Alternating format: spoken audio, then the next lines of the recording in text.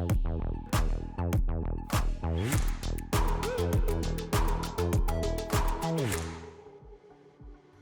to the Rainmaker Podcast with your host, Gui Costin. The goal of this podcast is to give listeners a unique look into sales strategies from top industry executives.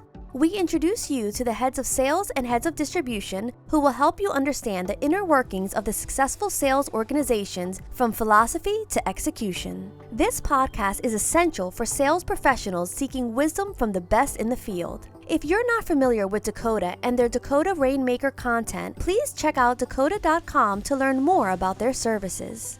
This episode is brought to you by Dakota Marketplace. Are you tired of constantly jumping between multiple databases and channels to find the right investment opportunities? Introducing Dakota Marketplace, the comprehensive institutional and intermediate database built by fundraisers for fundraisers. With Dakota Marketplace, you'll have access to all channels and asset classes in one place, saving you time and streamlining your fundraising process. Say goodbye to the frustration of searching through multiple databases, websites, Form ADVs, and say hello to a seamless and efficient fundraising experience. Sign up now and see the difference Dakota Marketplace can make for you. Visit dakota.com/Dakota-Marketplace today. What's up, everybody? Welcome to the Rainmaker Podcast. I'm so excited. This is really a special edition because our guest today is Dan DiDomenico, our longtime president dating back to 2008. Dan, welcome to the show. So thrilled to have you. Thanks, Guy. Great to be here. You know, this is a unique one because we've done a bunch of different distribution leaders as we've done our interviews for the Rainmaker Podcast. And to have you on is very, very special for many, many reasons. So, Dan, as you know, the whole point of doing this podcast, okay, is no one in sales or distribution really has the ability to sort of get underneath the thinking of these great distribution leaders. I talk about this a lot on the podcast because when I first invited one of our guests, and he goes, well, and he's been a friend of mine for 20 years. He goes, well, what are you going to ask me? And so I told him, you know, what I was going to ask him. And he gave me these answers in 20 years. I'd never heard that level of thinking about how he goes about his business, how he leads his team, the things that he does, best practices, everything. Yeah. You know, because we were just having fun. We were playing golf, having dinner, sharing ideas, sharing leads, whatever, making introductions. And there's so much.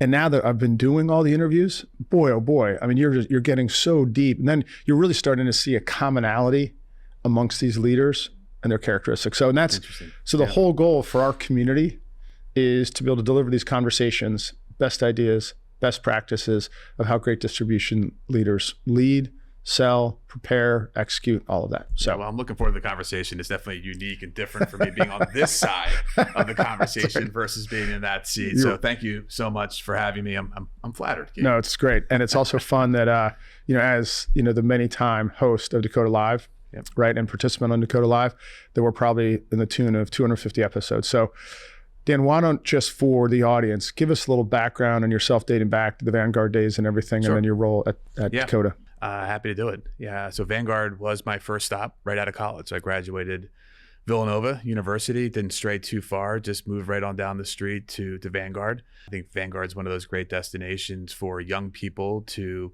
learn the business because they give you great experience and exposure across so many different facets of the financial industry. I myself personally gravitated pretty quickly towards the investment side, and in particular, the sales and relationship management side of the business. So fast forward to 2008, that's when I got my first opportunity to get a lot closer to the investment side of the business, in particular, the sales side of the business. And that was working with a much younger version of Dakota, right? With yourself, Guy, giving me that opportunity to really cut my teeth into the sales aspect of directly taking investment strategies to the market, and giving me a lot of freedom and a lot of responsibility and accountability back then that, you know, early in my career, it meant a lot. And it gave me a crash course in how to develop the skill set that's really needed to be effective in the investment sales world.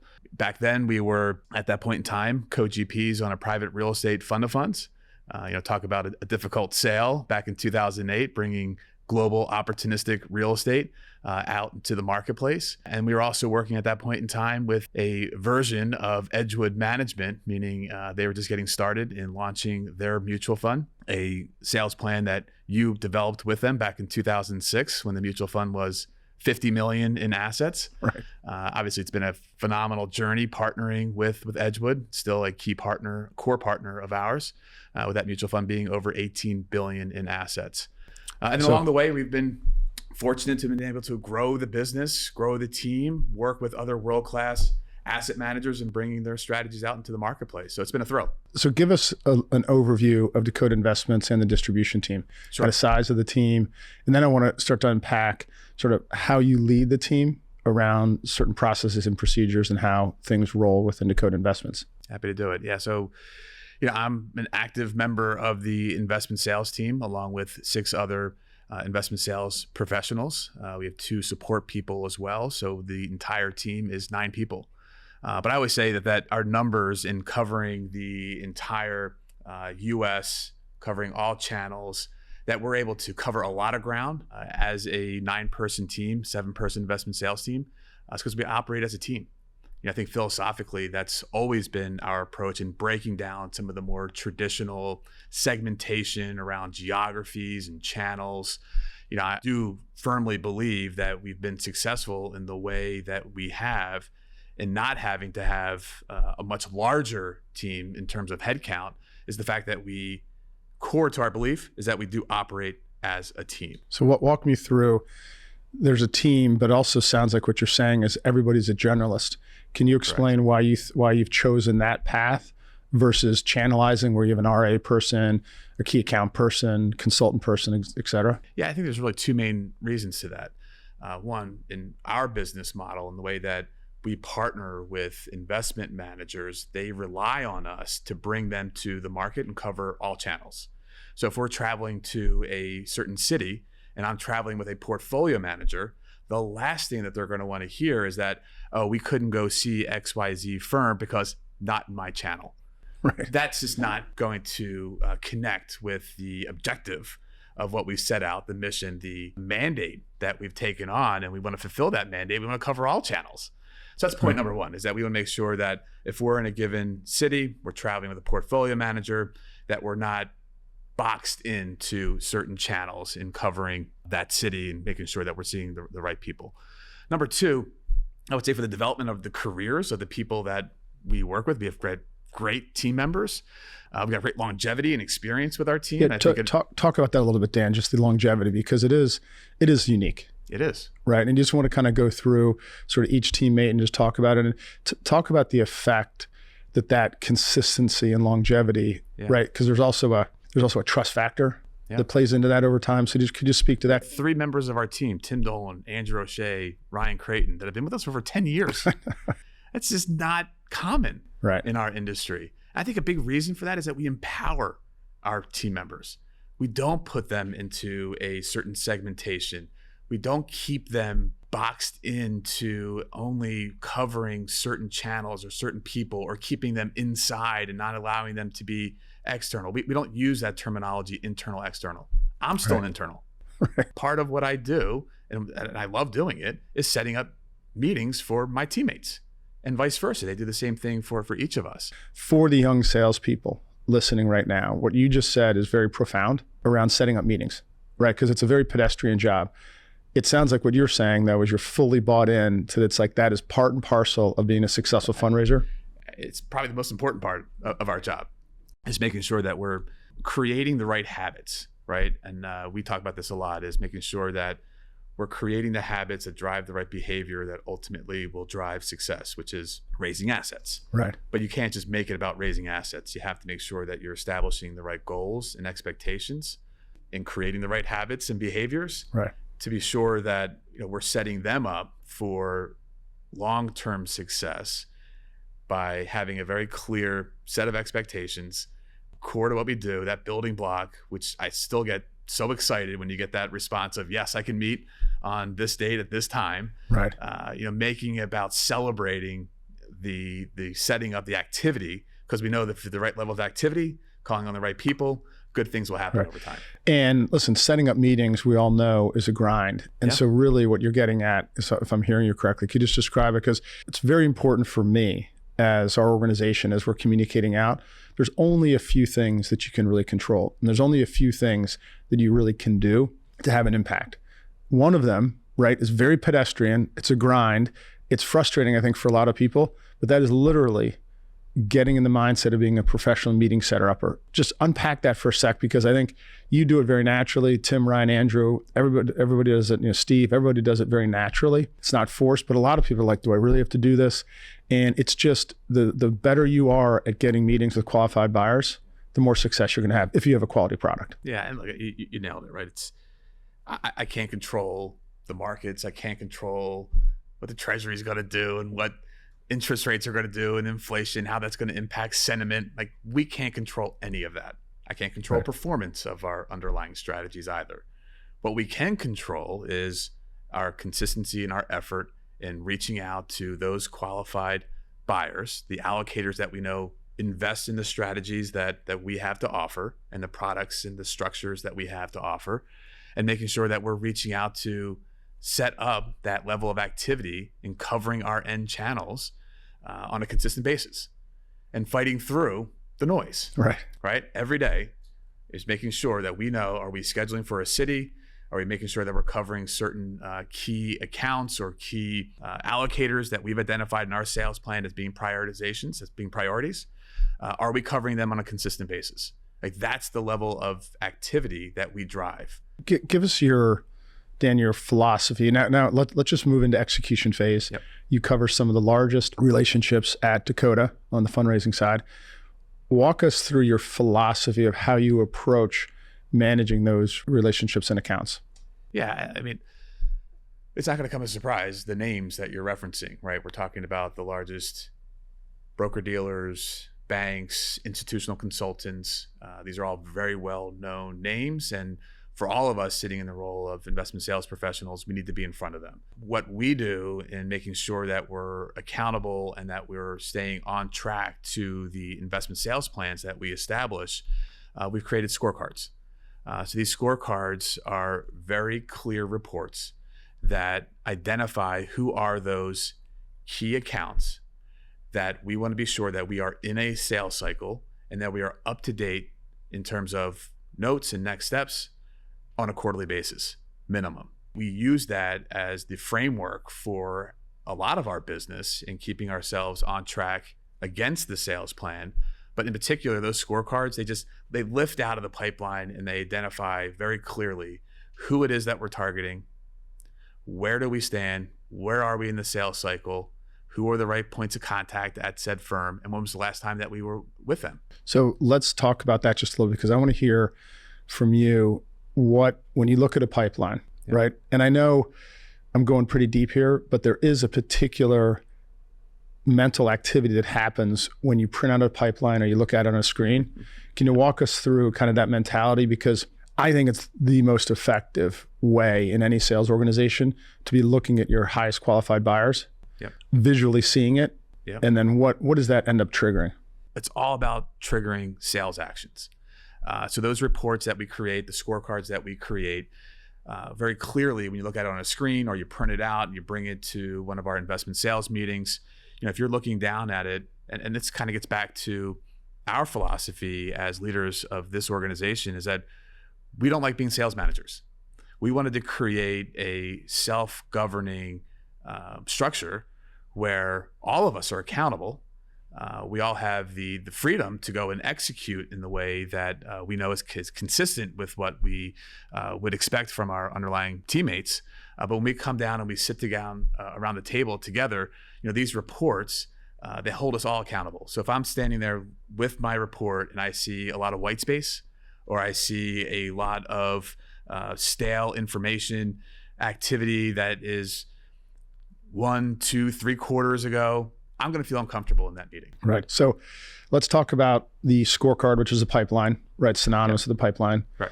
In a CRM, I'm going to get to the CRM question in a sec, but talk about the white space, because we put 2 boxes in there, current status and next step.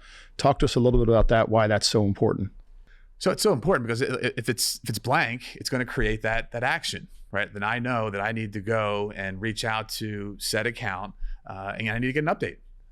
And it's doing it in a persistent but smart way, right? Where we're making sure that the people that we're reaching out to, that we're bringing to them what we think is a differentiated product, we're messaging it the right way, we're bringing something valuable in that conversation.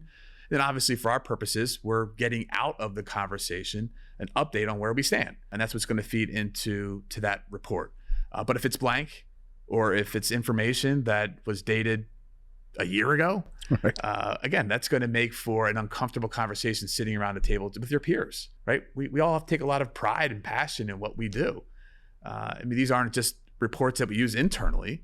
These are reports that we use with our investment partners. So the portfolio managers or the CEOs of these firms that are relying on us to cover those end channels, and especially those priority accounts. Give us the business case for using a CRM. In our case, we use Salesforce, obviously. Yep. Give us, in your opinion, the business case, right? Especially around leverage of a salesperson's time, and what your thoughts are on that. Yeah, I mean, look, what I've come to learn and what we instill upon every member of our team is just the power of being organized with your data, with who it is that you're calling on, and ultimately then your pipeline. Yes, it is effort putting information in, but you get so much out of it because by staying organized, by staying focused, you're almost taking the thinking out of your day-to-day, right? I don't wake up and wonder who it is I'm going to be calling on.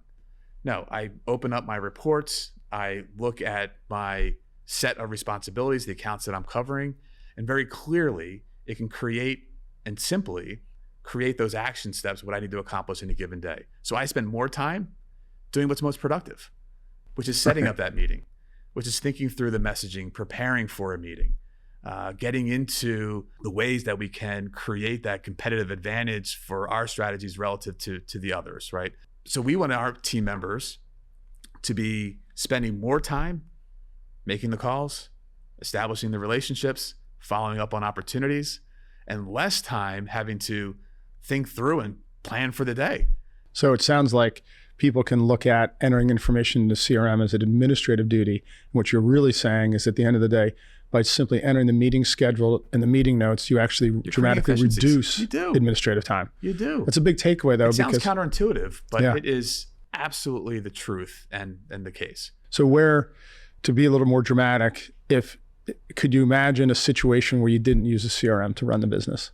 I wouldn't even know where to start.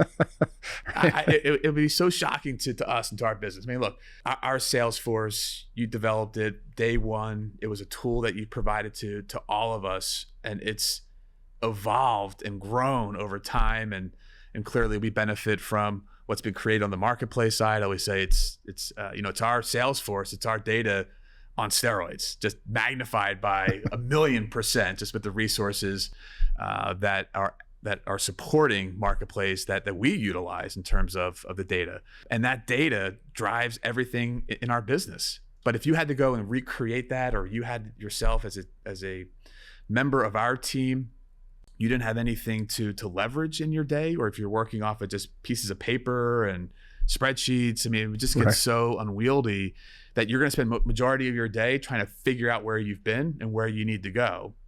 We call it paint by numbers. Right.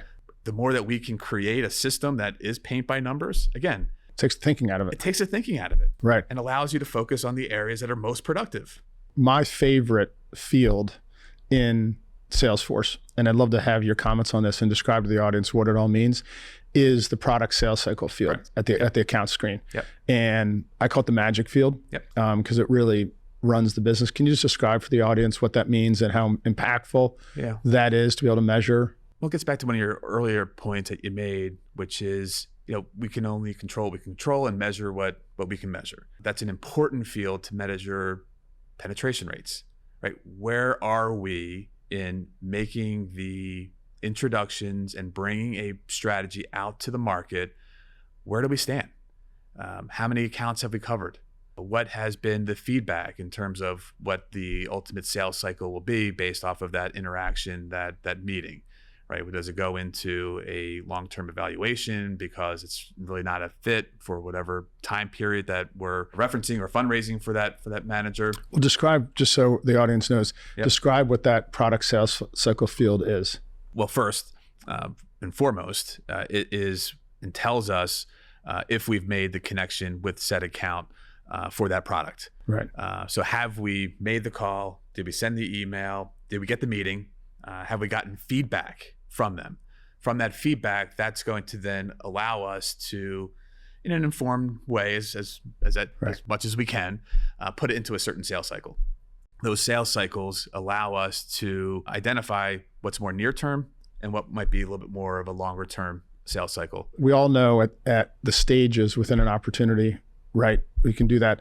But at the account screen, by doing that, walk us through what those exact stages are from, what is it, finals? So starts as a lead, and that means that we haven't made the effort or the contact. So that's a clear priorities for us to get as quickly as possible all those accounts out of lead and into one of the next sales cycles.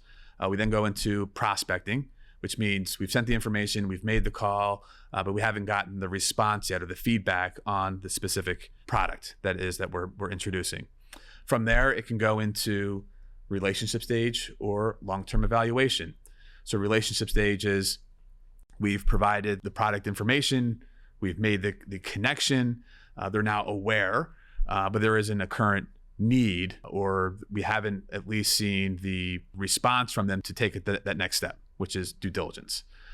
Or long-term evaluation, right? This just could be, hey, we're passive in equities right now. That may change in the future. Check back with us. But it informs you as the salesperson that, hey, I've covered this account. We know what the answer is. It's long-term valuation. Then walk us through up until finals, the next couple stages. So now we're going to due diligence, right? So we were in relationship stage. Now we're starting to see a level of interest that is bringing it to a much more active opportunity where there's an exchange of information, there's direct lines of communication, it's all open, it's being discussed. We know that there's being work done on that product. So that's due diligence, a very important sales cycle for us. From there, if we feel as though it's getting to the point where, all right, this is gonna be brought to the investment committee here in the near term, we've created a sales cycle called Red Zone. This is an elevated status. It brings all of the eyes and attention of our teammates onto that opportunity. So let's get back to one of the comments that I made is we truly do operate as a team. Like, why wouldn't you want to leverage the collective perspective and experience of the team, or even relationships that we all may have within an organization? As soon as we see that in Red Zone, it's an all hands on deck. Let's get our eyes on this opportunity. Let's strategize around it. How can we triangulate to leverage all of us in this situation to advance this to ultimately where we want to be, which is that finals presentation stage of the sales cycle of the pipeline. Gotcha. So the finals is the final. So now that we have all of those stages established, I just want to touch on one last thing. Yep.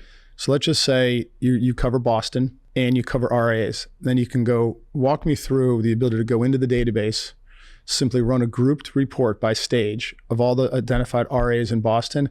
And what does that tell you? Because you can now look at all the RAs by stage. And then how does that trigger, like, the importance of that? Yeah. And especially if I'm bringing a portfolio manager into town, right? It's how can I prioritize and maximize that trip? So there's always going to be a matter of prospecting, right? So which ones do we want to make that introduction? Inspiring a response by having a portfolio manager in town is always a great tactic that we use to get that meeting or to get that kind of response and feedback that we want on a product. But it also helps us to prioritize who are those top prospects in the pipeline that we want to be advancing that opportunity, right? So a face-to-face meeting, having a portfolio manager in town, I mean, that is a great way to advance the conversation. So you would go into Boston, you do a group report for your RAs, and then you'd sort it by the sales cycle, due diligence or Red Zone, that you want to advance. Those are going to be the first ones that we're looking to anchor the trip with. And then we're going to fill in with the others, because you always want to make sure that we're filling the top of the funnel. Right. So we're never going to neglect those that we're prospecting that we don't have as deep of a relationship with. They're not in due diligence, but maybe things have changed. Maybe it's an opportunity for them to hear directly from the portfolio manager. Agendas change on their side too. There may be a need on their side to take that meeting, to hear the insights of the portfolio manager, to then want to take that next step. So by being able to do that in group by stage, one, it doesn't, you don't have to think, right? Because you go right in, you say, okay, look, these are the I know where we are, red zone due diligence with these accounts. Now we can focus on advancing those. Or you might say, hey, I'm going to Boston without a PM and I haven't been able to get in front of these 15 RAs for this particular product. We have no connectivity. Then it directs you to where you take action. Correct. So, well, thanks and I find that to be the fun of the business, right? Right. Is you're constantly trying to think through these puzzles and the tools that you have to make it easier to bring it all together, especially in a trip like that. And this gets back to one of the other things that we were talking about, why we want to have our teammates not just locked into one channel. We want to create versatility. We want our teammates to be able to conduct themselves and handle themselves in a meeting with a financial advisor, with a due diligence analyst, to a director of research, to a CIO. Can they conduct themselves and handle themselves in that meeting in a way where, we always say, it's not just the first meeting that we're going to be grading you on, it's your ability to get to the second meeting. Right. Because you being able to get that second meeting tells us that you brought something to the table that was valuable and they took your call again and want to sit down with you. It just provides for the right framework for them to be thinking about, what is it that I bring to the table? How am I preparing for those meetings? What's my goal in those meetings? Why don't we tap into that as kind of the next sequence? Walk us through, because you do it as good as anybody in the industry, I believe. Walk us through how you think about preparing and prepare for each individual meeting. Because you're not a guy that I've ever seen will just go in and wing it and just walk into a meeting. And I think it's a waste of time. Because I see your notes. It's a waste of the resources of the firm providing the travel expense for you to go there. Right. And it wastes the time, more importantly, of the people that you're talking to. You want to be as prepared as you can in anticipating what could be asked, what's topical, what would be on their mind. And that requires you not only to understand, and this is a great passion of mine and a shared passion across our members of our team, is really getting into the weeds of these investment strategies. Not just being fact sheet pushers and performance pushers. It's really understanding performance patterns, expectations, what's going on right now within the portfolio. Give me attribution over various points of time. And what should I expect moving forward? Right? These are the things that we love to bring to life in those meetings, but it also requires you to prepare and knowing who it is that you're talking to. What's their background? What's their outlook? A lot of times these firms put their current thinking on their websites. It's all there, right? So if you can go into that meeting informed to know what's going to be top of mind for them based off of what they've put out there as their house view, it just makes that interaction that much more meaningful because now you're making it about them. Time-wise, for every meeting, what do you think that your sort of typical preparation time-wise is and thinking through what you want to accomplish in the meeting, say, et cetera? Well, first, preparing for the investment strategy portion of it, that's just over time. Right. Every day, you're learning something new. Again, the best part of our jobs is that every day is a little bit different. Just what's going on in the market. You just want to be intellectually curious about how are your strategies responding in that market. And ultimately, that's going to build up your history with that strategy. So in a meeting, it can become that much more natural. So just stay up to speed, stay engaged with your portfolio managers. So again, when you're coming into that conversation, you feel as though you can be that right proxy for a portfolio manager and project what it is that they would say. That takes time. That just takes consistent effort in preparing.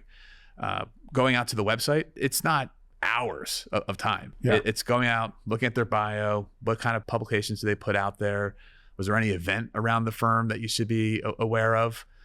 So these are the types of things that you can do on an airplane. These are the types of things that you can do in your hotel room the night before. Get up early in the morning and just feel as though that you are equipped and prepared. I draw confidence from that. Right. So it does take a matter of preparation on the front end. It does take time. But I would also say it's just also the habits that you have along the way in making sure that you're up to speed on the investment strategy that you represent. Great. And it's also the ultimate in respect for the person you're meeting with. 100%. Right? Absolutely. So as we're two closing questions. Okay. So, you have young kids or not so young now, but becoming significant teenagers. What advice would you give to a young salesperson coming into our industry? Number one, I'd say you got to put in the effort. I think that there's a mentality out there right now because either through COVID and people working from home, I think that there's been a change in behavior that I'd like to see we get back to when you started in the career. Get into the office early, put in the time, put in the effort, work hard at what you do. Really take pride in the manner by which you conduct yourself. We talk again about what can you control. That you can control. We love being in the office. We love being around one another. So for a young person, I'd say you get so much out of being around senior members of the team, asking questions, being inquisitive, and you can't do that working from home. Right. So number one, I would say get into the office, be the one that's there early, that's leaving late, really grind. Yeah, that can't go understated. Getting in early where you have time to prep, think. Right. And then time also to prepare your day. Then and we always say get something done before lunch, right? Yeah. Try and get something done before lunch. Get that meeting on the books. On the books. Right. It's a great way to think about it. Last question, sales leadership. So clearly we talk about this a lot. We talk about leadership, not management. Yeah. If you were giving an up and coming salesperson who's going to get into a sales leadership role, any advice you would give to that person, what they should be thinking about? Yeah. One, I feel like I've always embodied this. I know you have, Gui, is you lead by example. Display the behaviors of what you want to see from the people that you're managing, or the people that are teammates of yours that you want to help along in their career. Be the person that you want them to be. I'm just as active as an investment sales professional on our team, and just as accountable for pipelines and for accounts. If I weren't fully subscribing and embracing the process and system that we have put into place, how can I expect that from the younger members of the team? Right. So I say, be a good example. Second, I would always say is establish the right cadence of communication. Our culture is predicated on transparency and communication. I don't want surprises. I don't want somebody, if I'm reporting to yourself, or if I'm reporting to Edgewood or Hamlin, I don't want there to be surprises. Have the right level of communication where you're getting that consistent feedback. We always say, why would we have an annual review of somebody? Which is pretty common, I know. But why would you do it? If you're getting the daily feedback or weekly feedback, whatever it is, and you're providing it and having that level of communication where you're providing that feedback on a regular basis, an annual review session really it would be irrelevant because you're receiving that on a more consistent basis. Yeah. And then the last thing I would say is give those young people the proper tools. Give them a chance, right? Give them a playbook, give them a process, use a CRM, use data, right? Allow them to learn the business and learn how to execute by providing them a very clear guidelines and very clear path to what is expected. I think far too often people get put into that role of an investment sales professional and they're not provided with the proper support. Right. And I think having those tools, having a process, having a plan, you're just putting them, those members of your team, in a spot that's going to be really difficult for them to be successful. And it's a great way to close out, Dan, because I love those thoughts. So basically what you're saying is lead by example, communicate as a leader, and then provide the tools for them to be successful. Correct. Right. That's been the whole. So, well, Dan, this has been a blast. Can't thank you enough as you went through everything. Thanks so much for joining the Rainmaker Podcast. I really enjoyed it. I kind of like being on this side of the conversation. Anytime I can be a guest here, I would be honored. Well, you're a very good interview. So thanks so much. Well, everyone, that concludes another episode of the Rainmaker Podcast. Thanks so much for joining and look forward to seeing you on the next Rainmaker Podcast. You can find this episode and others on Spotify, Apple, or your favorite podcast platform. We are also available on YouTube if you prefer to watch while you listen. If you would like to check up on past episodes, check out our website, dakota.com. Finally, if you like what you're hearing and seeing, please be sure to like, follow, and share these episodes. We welcome all your feedback as well. Thank you for investing your time with Dakota.